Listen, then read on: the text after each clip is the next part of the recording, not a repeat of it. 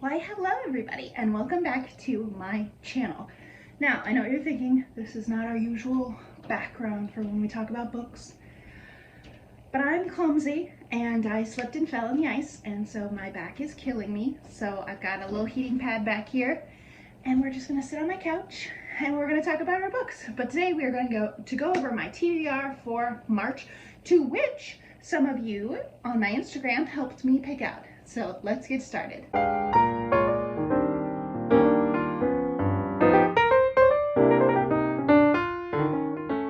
Alrighty, so the first book on my list is Into the Forest by Jean Hegland. This is actually our book club pick for the month of March. So I'm excited to get started on this. Over 30 miles from the nearest town and several miles away from their nearest neighbor, Nell and Eva struggle to survive as society begins to decay and collapse all around them. No single event precedes society's fall. There is a talk of war overseas and upheaval in Congress, but it still comes as a shock when the electricity runs out and gas is nowhere to be found. The sisters consume the resources left in the house, waiting for the power to return. Their arrival into adulthood, however, forces them to re-examine their place in the world and their relationship to the land and each other. So it sounds like a post-apocalyptic, dystopian, revivalist book with family at the heart. But I'm excited to get started on this. Next, I have Girls of Atomic City, The Untold Story of the Women Who Helped Win World War II by Denise Kiernan. I bought this in my latest haul video, so it kind of talks about that, but it's about the women who helped build the atomic bomb, and they didn't know that that's what they're doing. But I am so into stories about underappreciated women and learning their stories and how these women shaped history, even though history doesn't like to talk about them. So I'm really intrigued by this one. It'll be a great story.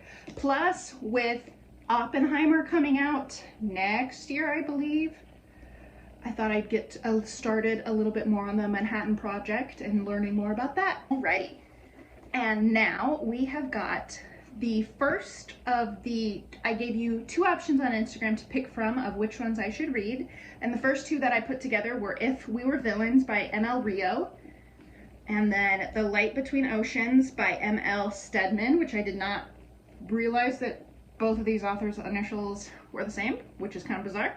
But overwhelmingly, If We Were Villains won. Again, this was my super secret book haul from Books to Go, which I will link down below.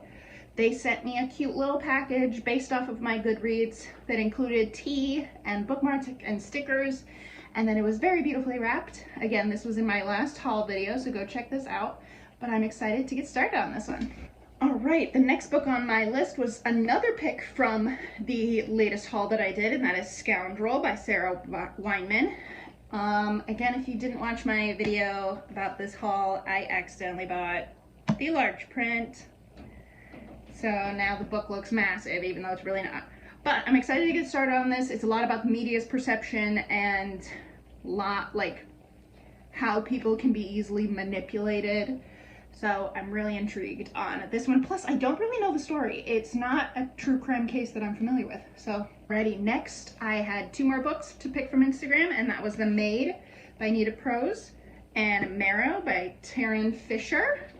And The Maid won. So that's the one we're gonna read this month. Molly Gray is not like everybody else. She struggles with social skills and often misreads people's intentions, but no matter. She still throws herself with gusto into her work as a hotel maid at a 5-star Regency Grand. Her obsessive love of cleaning and proper etiquette makes her an ideal fit for the job. She delights in donning her crisp uniform each morning, stocking her cart with miniature soaps, and returning guest rooms to a state of perfection. Molly's orderly life is upended the day she enters the suite of the infamous and wealthy Charles Black, only to find Mr. Black dead, very dead, in his bed. Perplexed by Molly's unusual behavior, the police immediately suspect her of murder. She's soon caught in the web of deception with no idea how to untangle herself. Fortunately for Molly, friends she never knew she had join her in search for clues about what really happened to Mr. Black, but will they be able to find the real killer before it's too late? I am so into murder mysteries right now, and I obviously, with The Glass Onion coming out this year, and then there's also a movie called See How They Run with Sam Rockwell and Saoirse Ronan. I love murder mysteries. So when I saw this like murder mystery thriller, it kind of has very Only Murderers in the Building vibes for me, just because of the grandiose building and obviously the unsuspecting maid and all that stuff. But it sounds really good, so I'm excited to read this one. Alrighty, next on my list I have Adulting, How to Become a Grown-Up in 468 Easy-ish Steps. This one I picked up, it was on one of my lists for important books to read in your 20s. I'll kind of read you the description. If you graduated from college but still feel like a student, me. I graduated 3 years ago and I still feel like I'm gonna go back to school any day. If you wear a business suit to a job interviews but pajamas to the grocery store, if you have your own apartment but no idea how to cook or clean, me. It's okay. But it doesn't have to be this way. Just because you don't feel like an adult doesn't mean you can't act like one. And it begins with this funny, wise, and useful book. Based on Kelly Williams Brown's popular blog, Adulting makes the scary, confusing real world approachable, manageable, and even conquerable. This guide will help you to navigate the stormy sea of adulthood so that you may find the safe harbor in not running out of toilet paper bay. Awesome! And along the way, you will learn what to check for when renting a new apartment, not just the nearby bars, but the faucets and stoves, among other things. When a busy person can find time to learn more about the world, it involves the intersection of NPR and hair straightening. How to avoid hooking up with anyone in your office. Imagine your coworkers have plastic, featureless, dull crotches. It helps. It's the secret to finding a mechanic you love, or more realistically, one that will not rob you blind. From breaking up with frenemies to fixing your toilet, this way fun, comprehensive handbook is the answer for aspiring grown-ups of all ages. This is what I need in my life right now. I jokingly told everyone when I turned 25 last summer that I was going through my quarter-life crisis because I didn't feel like an adult, but I was being thrust into the very adult situations. So I'm very excited to read this one. Alrighty, 2 more of the Instagram picks. We have Babel by R.F. Kuang and A Burnable Book by Bruce Holsinger. These are chunky books, but Babel won. So I'm very excited to read this one. I know that this has been on literally everyone's pick for their top books of 2022. And I'm just really excited to get into it. And the most interesting thing about this book for me is when people talk about this book, they don't talk about what it's about. They kind of do, like, obviously racism, classism, stuff like that. But the plot of this book is still a mystery to me, and I think I'm going to try to leave it that way until I read it. I haven't even read the description. I literally saw it, put it on my list, and then bought it. So this one will be exciting.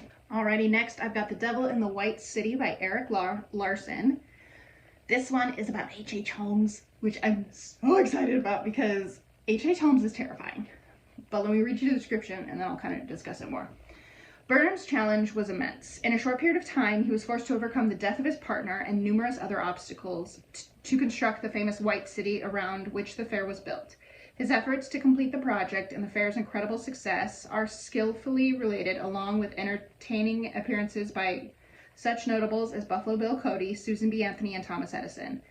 The activities of the sinister Dr. Holmes, who is believed to be responsible for scores of murders around the time of the fair, are equally remarkable. He devised and erected the World's Fair Hotel, complete with a crematorium and gas chamber near the fairgrounds, and used the event as well as his own charismatic personality to lure victims. Being a true crime fan, H.H. Holmes is like top of the pyramid. You got all the check marks you can go through, and the descriptions of his hotel and what he did and how he built it are fascinating. So I'm very interested to read this. Plus, I think it'll be interesting to have the contrast of an actual architect building for the World Fair versus the maniacal architect building his torture chambers. So this will be good. Already, and we have the last of the Instagram picks. We've got The 9 Eyes of Lucian by Madeline Rowe. This is a Critical Role book. And then we've got Uncommon Type and Some Stories by Tom Hanks. Uncommon Type 1.